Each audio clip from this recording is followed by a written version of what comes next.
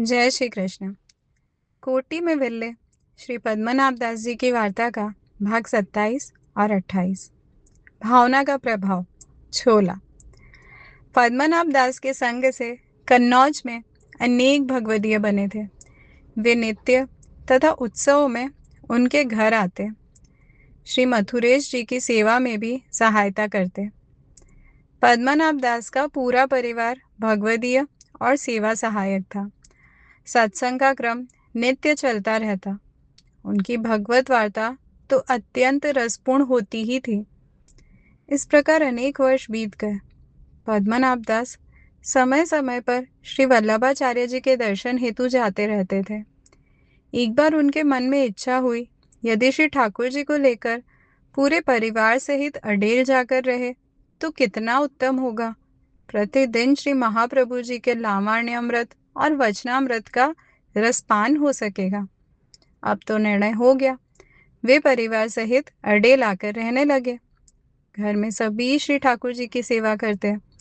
उनकी पत्नी श्री महालक्ष्मी जी की टहल में जाती। सभी अपने जीवन को धन्य मानते थे। महाप्रभु जी की उन पर विशेष कृपा थी।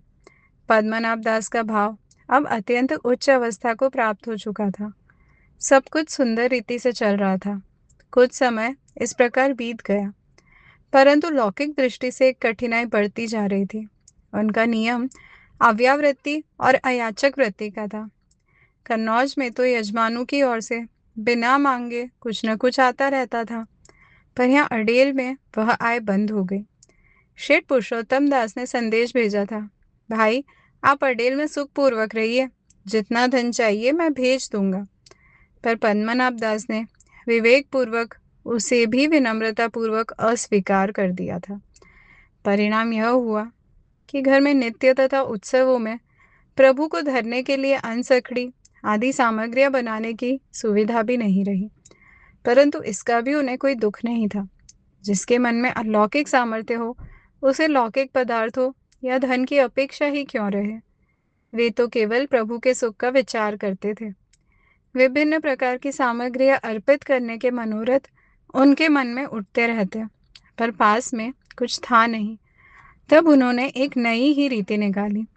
सफेद चनों को रात में भिगो देते, प्रातः उन्हें तल लेते, उसमें मसाले डालते तो वह स्वादिष्ट बन जाता। फिर जब श्री मथुरेश जी को राजभोग धरते, तब उन चनों की छोटी छोटी ढेरियां पातल में रखते जाते और विनती करते, प्रभु यह बूंदी है, यह मोहन थाल है,